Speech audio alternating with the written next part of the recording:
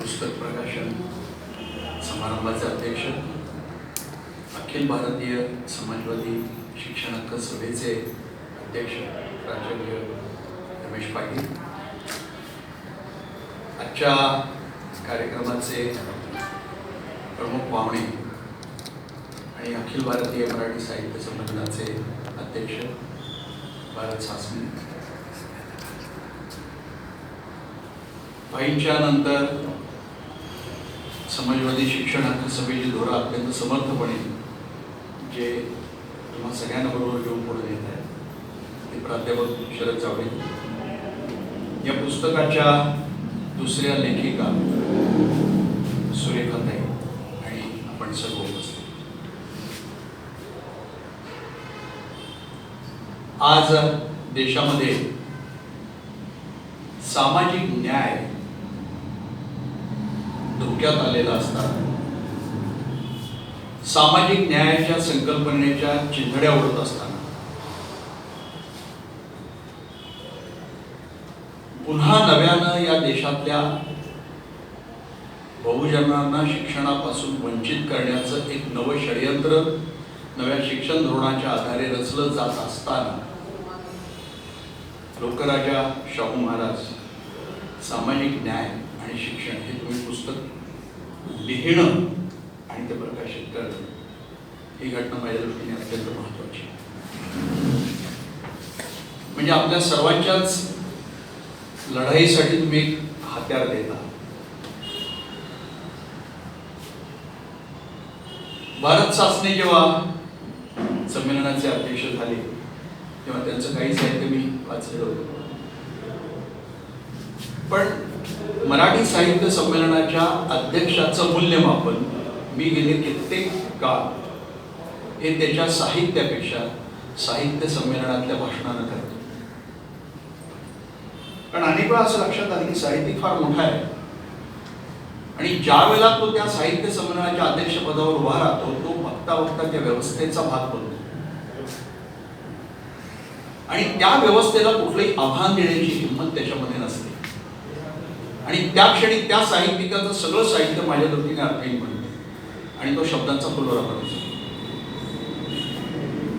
भारत सासने असे साहित्यिक आहेत की ज्याचा आपल्या संपूर्ण चळवळीतल्या लोकांना अतिशय अभिमान वाटावा आणि अत्यंत निर्भयपणे त्याच्या भक्कमपणे उभे राहिले. यावेळेला त्याचं कौतुक केलं पाहिजे. दुर्गाताईची तुम्हाला आठवण झाली, मला पुलंची आठवण झाली, मला वसंत बापटांची आठवण झाली, मला श्रीपाद सबनीसांची आठवण.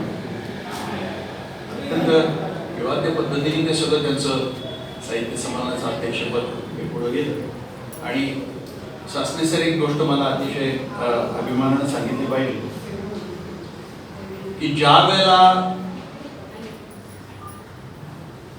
सबनीस सरांना आव्हान देण्यात आलं की तुम्ही मॉर्निंग वॉक करून दाखवा, त्याचा अर्थ फार भयानक होता.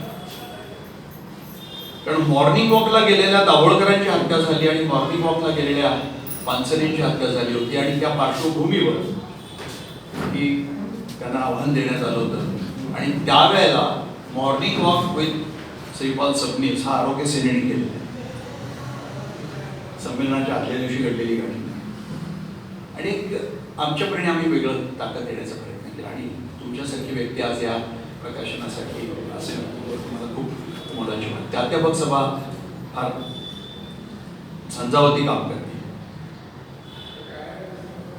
प्रत्यक्ष रस्त्यावरही आहे आणि एक विचारांचं प्रचंड मोठं संचित ती आपल्या हातात येईल होते. अशा दोन्ही बाजूनी हे काम चाललेलं आहे. शाहू महाराजांना मी रयतेचा राजा म्हणतो, तुम्ही लोकराजे म्हणले. भारताच्या नाही जगाच्या इतिहासामध्ये अभूतपूर्व असे व्यक्तिमत्व. म्हणजे खरं तर मला अनेक वेळा हा प्रश्न पडत गेला की कशी घडण झाली असेल या व्यक्तीची. कारण खरं तर हे दत्तक होतं, त्या अर्थानं त्या घराण्यातले जरी असले तरी त्या अर्थानं थेट छत्रपतींचं रक्त ते नव्हतं आणि हा दत्तक पुत्र इतका क्रांतिकारी बनला याचं काही बीज कुठं आहेत का हे मी अनेक वेळा शोधायचा प्रयत्न करत गेलो आणि मला असं लक्षात आलं की काही बीज त्यांच्या संपूर्ण घडणीमध्ये आहेत.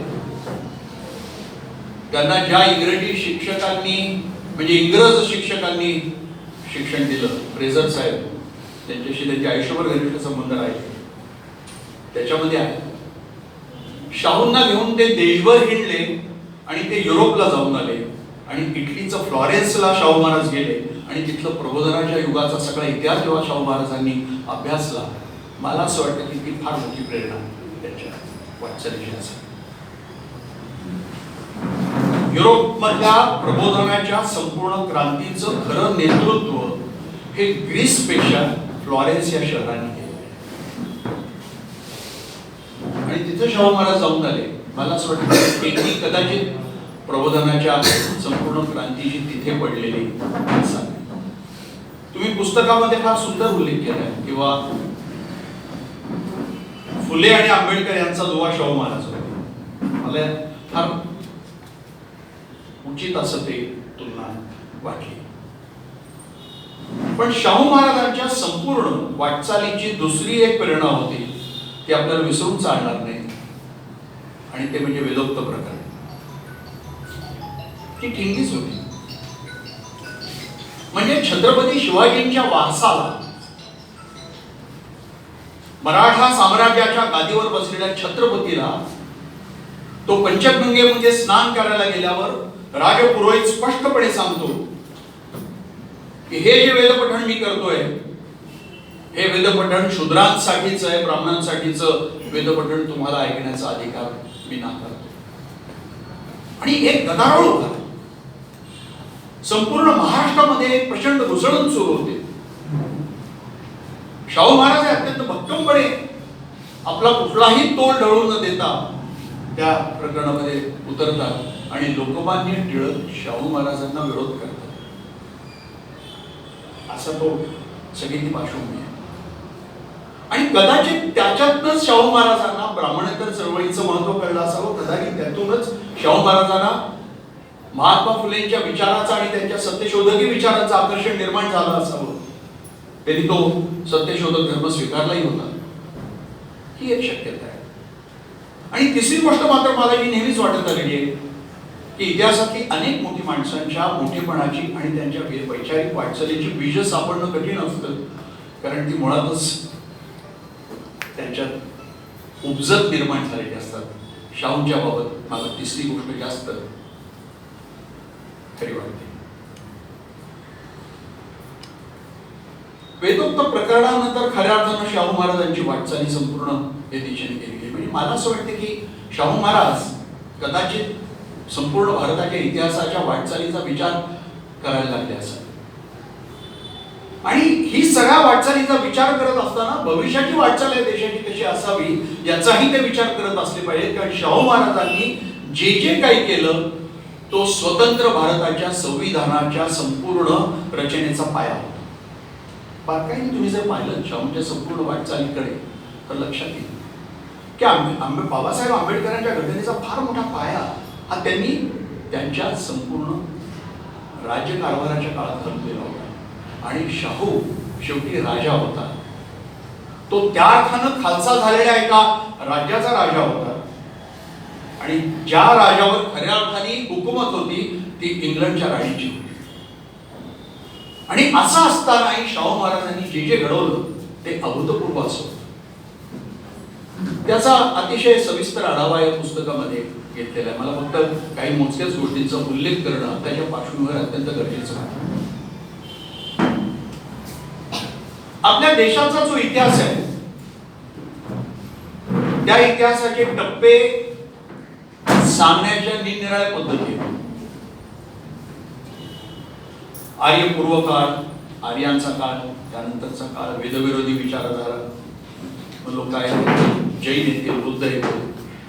मला स्वतः अनेक वेळा असं वाटतं की भारतीय संपूर्ण इतिहासाच्या वाटचालीचे सगळे कालखंड जे आहेत ते निर्मिती, ज्ञानबंदी, ज्ञानमुक्ती, पुन्हा ज्ञानबंदी, पुन्हा ज्ञानमुक्ती आणि आता पुन्हा ज्ञानबंदी. मला असं वाटतं की माझ्या प्रत्येक शब्दाकडे तुम्ही पाहिलं तर तुमच्या असं लक्षात येईल की कुठल्या कालखंडाबद्दल मला बोलायचं. म्हणजे आर्यांचं आक्रमण होण्याच्या आधीचा काळ जो होता तो ज्ञाननिर्मितीचा काळ होता. ती द्राविडियन संस्कृती होती, ती स्त्री प्रधान संस्कृती होती. आर्य आले आणि त्यांनी बघता बघता या देशाला ज्ञानबंदीकडे नेलं. त्याच्या विरोधी अत्यंत बलाढ्य असं आव्हान देऊन लोकायत उभे राहिले. मग जैन विचारधारा आली, पण त्याच्याही पेक्षा सगळ्यात मोठं तगडं आव्हान दिलं ते बुद्धानं दिलेलं आहे.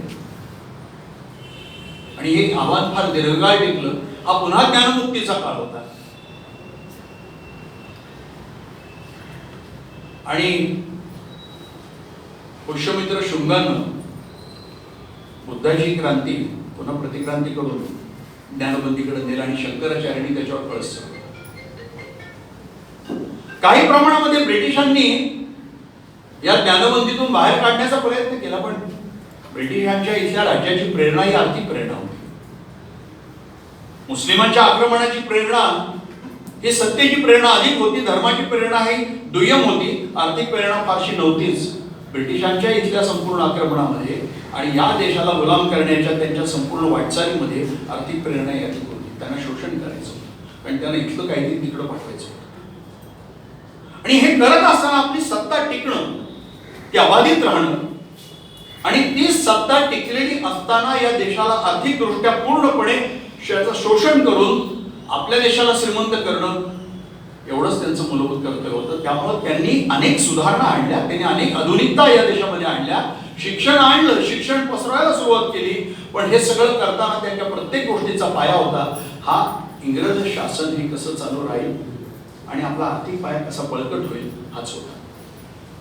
शाहू महाराजांचं जे वैशिष्ट्य आहे ते तिथे आहे की या छत्रपतीनं आपली गादी कशी बळकट होईल आणि आपल्या गादीची संपूर्ण आर्थिक ताकद कशी वाढेल याचा कुठलाच विचार न करता हा राजा पुन्हा आपल्या समाजाला ज्ञानमुक्तीकडे घेऊन जाण्याचा प्रयत्न करतात. इतकंच नाही तर वर्णव्यवस्थेलाही त्यांनी आपल्या परीने जातात. ज्या वेळेला मी हे टप्पे सांगितले त्यातला प्रत्येक टप्पा त्याच टप्प्याला सामाजिक न्याय आणि अन्याय जोडलेला आहे. जेव्हा जेव्हा ज्ञानमुक्ती आहे तेव्हा सामाजिक न्याय आहे आणि जेव्हा जेव्हा ज्ञानबंदी आहे तेव्हा तेव्हा सामाजिक अन्याय आहे. शाहूंनी खरं तर ती क्रांतीच घडवली. म्हणजे त्यावेळेला आपल्या संस्थानातील नोकरीतल्या 50% जागा या राखीव करणं याच्यावर लोकमान्य टिळकांनी सडकून टीका केली. प्राथमिक शिक्षणाचं तर 1917 साली शाहूंनी जाहीरनामाच काय, फतवाच काय. पण त्याच्याही पलीकडे जाऊन शाहूंनी स्त्रियांसाठी शाळा काढल्या, स्त्रियांना उच्च शिक्षणासाठी पाठवलं. कोल्हापूर संस्थानातील कृष्णाबाई ही ग्रँड मेडिकल कॉलेज, मला अतिशय अभिमान वाटतो की ज्या कॉलेजचा मी विद्यार्थी आहे त्या महाविद्यालयाची विद्यार्थिनी होती आणि तिथे ती पदवी घेऊन संस्थानामध्ये रुजू झाली.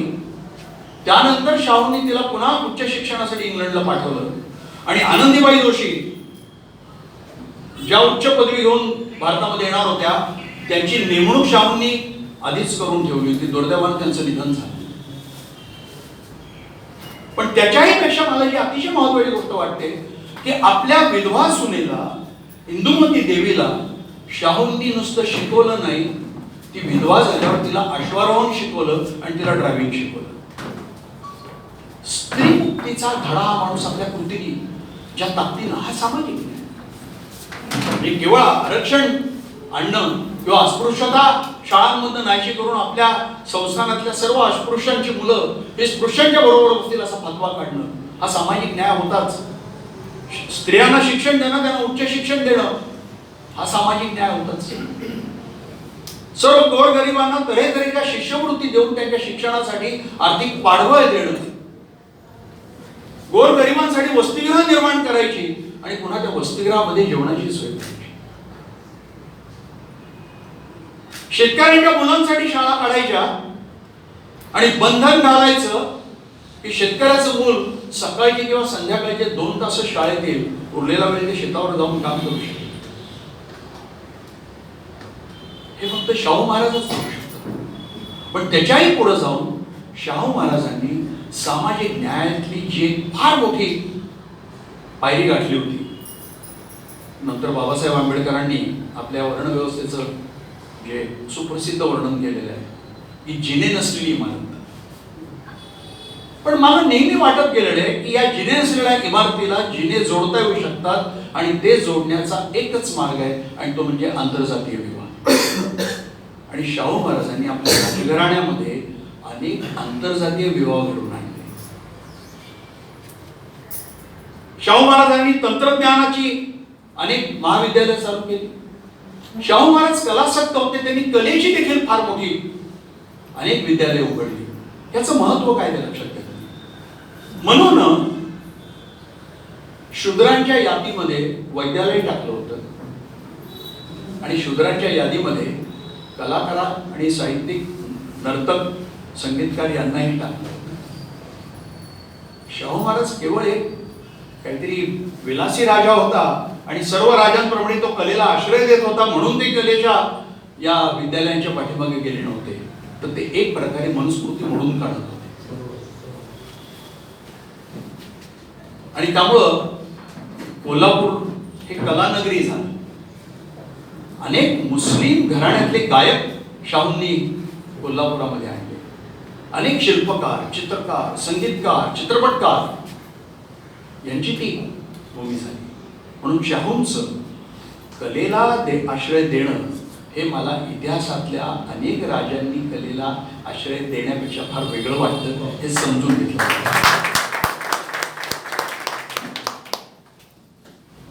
शाहूंनी केलेली एक अजून फार मोठी गोष्ट आहे. त्यांनी गावच्या पाटलांसाठी शाळा काढली. म्हणजे एक प्रकारे आयएसच विद्यालय होतं ते, की जर खेडं चालवायचं असेल आणि ते खेडं जर पाटील चालवणार असेल आणि खऱ्या अर्थानं ग्रामीण भागातली त्या तळागाळातल्या एका केंद्राची सत्ता जर ही पाटीलाकडे असेल तर त्या पाटीलाचंही शिक्षण आणि प्रशिक्षण केलं पाहिजे. शाहूंनी पाटीलकीची शाळा काढली. अत्यंत अभूतपूर्व अशा गोष्टी घडवत शाहू महाराज गेले. 20व्या वर्षी शाहू महाराजांचा राज्याभिषेक झाला. राज्याभिषेक झाल्यासाठी काढलेला जाहीरनामा तुम्ही मुळात सगळ्यांनी वाचला पाहिजे. 12व्या दिवशी त्यांनी जे काही फतवा काढला त्याच्यामध्ये त्यांनी अत्यंत स्पष्टपणे म्हणलंय की राजाची गादी ही भोग आणि विलासासाठी नसते, ती रयतेच्या कल्याणासाठी असते. आयुष्यभर पुढची 28 वर्ष शाहूंनी जे राज्य केले ते त्या तत्वांवर राज्य केले. शेवटी मला एवढंच सांगितलं पाहिजे की आज देशामध्ये जे घडतंय ते फुले, शाहू, आंबेडकरांच्या विचाराला छेद देणारं घडतंय. महाराष्ट्रातले राजकारणी ही 3 नावं घेतात, कारण ही 3 नावं घेणं हे त्यांच्या राजकीय धंद्यासाठीची गरज आहे. ही 3 नावं ते घेतात, ते या तिघांच्या तत्वज्ञानावर त्यांचा विश्वास आहे आणि त्याच्यावर त्यांना चालायचं आहे आणि त्याच्यावर त्यांना राज्यकारभार करायचा आहे म्हणून 3 नावं ते घेत नाहीत. कारण महाराष्ट्राच्या तळागाळात खेडोपाड्यामध्ये गेलं आणि 3 नावं घेतली तरच तुम्ही जगू शकता. छत्रपती शिवाजींचं नाव घेतलं तर तुम्ही जगू शकता म्हणून ही नावं घ्यायची. ही 3 नावं हे फक्त या महाराष्ट्रातल्या अत्यंत भ्रष्ट, अनैतिक अशा राजकारणासाठी वापरले जाणारे चेहरे आणि बाहेरच्या राज्यांमध्ये तर ही नावंही घेतली जात नाही. फक्त महाराष्ट्र नाव.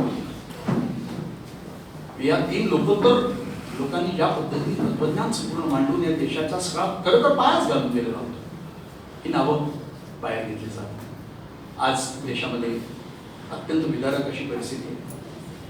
अत्यंत भयानक दिशेने या देशाची वाटचाल चाललेली आहे. घर घर तिरंगा असं म्हणून मोदीजींनी या देशातल्या प्रत्येक क्षेत्राला जी गरगर लावलेली आहे त्याची चिंता आमच्यासारख्याने जास्त आहे. तिरंगा तर आमच्या खांद्यावर पहिल्यापासून आहे. माझ्या घरावर 75 वर्ष तिरंगा लागला. चला निदान या निमित्ताने का होईना सदाशिव पेठेमध्ये कधी नाही ते तिरंगी दिसत.